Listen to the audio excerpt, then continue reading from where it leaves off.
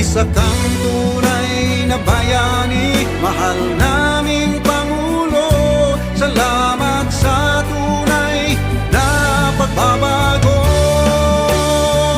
Bawat halik sa watawat, siyang serbisyong totoo. Ipinaglaban mo ang kaunlaran ng bayan ko.